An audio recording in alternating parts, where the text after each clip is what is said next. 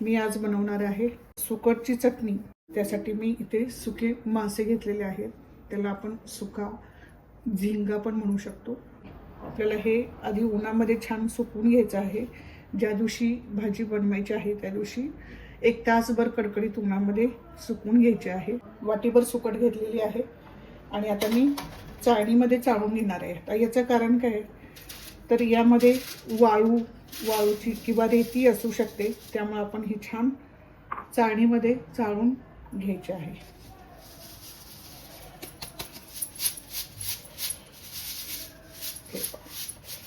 जर का ती वाळू असेल तर ती वाळू किंवा रेती हे अशा प्रकारे खाली पडते आणि तुमच्याकडे जर बारीक चाळण असेल तर त्याच्यामध्ये तुम्ही चाळून घेऊ शकता। तर अशा प्रकारे मी ही चाळून घेतलेली आहे। आता सुकट बनवण्यासाठी मी इथे कढई घेतलेली आहे आणि कढई गरम करायला ठेवलेली आहे। गॅस चालू केलेला आहे। यामध्ये घालून घेणार आहोत सुकट आणि हलकी गोळी थोडीशी भाजून घ्यायची आहे।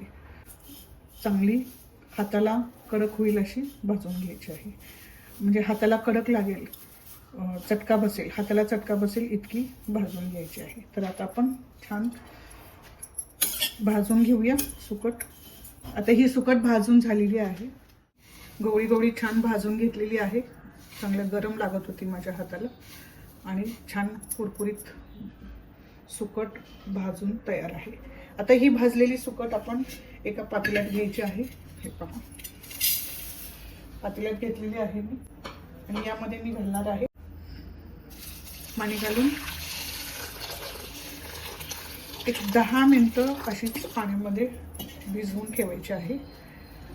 आणि ही सुकट आपण 3 ते 4 वेळा पाणी बदलून स्वच्छ धुवून घ्यायचे आहे, कारण ते सुकलेले झिंगे जे असतात ते भरपूर मीठ लावून त्याला सुकवून घेतलेलं असतं उन्हामध्ये, त्यामुळं मिठाचं प्रमाण यामध्ये भरपूर असतं। तर तुम्ही ही सुकट 10 मिनिटं पाण्यामध्ये भिजवून घ्यायची आणि त्यानंतर 3 ते 4 वेळा स्वच्छ पाण्याने धुवून काढायची आहे। सुकट मी पाण्यामध्ये 10 मिनिटं ठेवलेली आहे भिजवून। तोपर्यंत आपण इथे घ्यायची आहे कढई गॅसवरती मी ठेवलेली आहे आणि आता आपण फोडणी करणार आहोत। तर या कढईमध्ये घालून घ्यायचं आहे तेल 1 पळीभर तेल घालून घ्या। मी इथे 3 कांदे मोठे कापून घेतलेले आहेत बारीक चिरून। आता हा कांदा आपण छान परतून घ्यायचा आहे, चांगला लाल होईपर्यंत परतून घ्यायचा आहे, कारण ही जी सुकटाची चटणी आहे तुम्ही फ्रीजमध्ये ठेवून 2 ते 3 दिवस होऊ शकते। त्यासाठी तुमचा कांदा प्रॉपर छान भाजला गेला पाहिजे। छान लाल भाजून तयार आहे आणि कांद्याची क्वांटिटी सुद्धा कमी झालेली आहे। आता यामध्ये घालून घ्यायचे आपल्याला अद्रक लसूण घालून घेतलेलं आहे, ते पण छान परतून घ्यायचं आहे।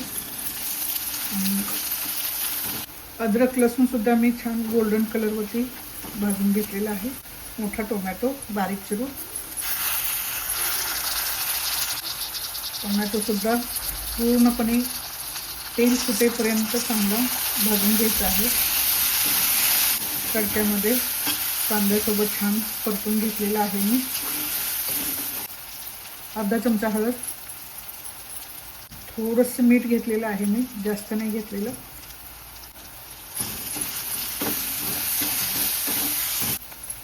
माझा हा कांदणीचा मसाला आहे, खूप तिखट नसतो, थोडासा 1 छोटा चमचा कांदणीचा मसाला,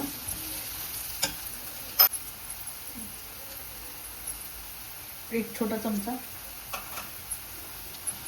मालवणी मसाला घेतलेला आहे। सुकट धुवून ठेवलेली आहे, 3 ते 4 वेळा मी पाण्यामध्ये स्वच्छ धुवून घेतलेली आहे। आता यात थोडीशी कोथिंबीर घालून घेते। वा, मस्त घमघमाट सुटलंय पहा। 4 वेळा मी पाणी चेंज करून ही सुकट छान धुवून घेतलेली आहे, तुम्ही बघू शकता। तर घालून घेताना यातलं थोडंसं पाणी असं पिळून घालायचं आहे। आता घालूया आपण फोडणीमध्ये। आता फोडणीमध्ये हे घालून घेऊया।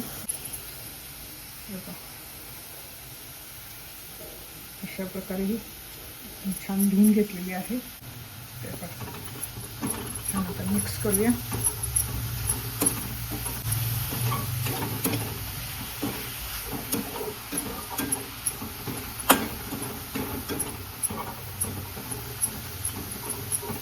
आता एक आपण मिक्स करून घेतलेली आहे आणि याच्यावरती आपण झाकण लावून एक वाफ येऊ द्यायची आहे.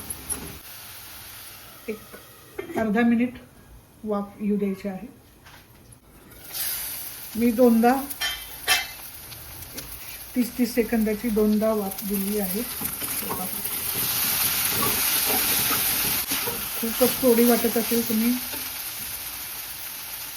तर हातात पाणी घेऊन शिंतोडे द्यायचे पाण्याचे. भरपूर कोथिंबीर घालली आपण. कोथिंबीर बारीक चिरून घालायची आहे.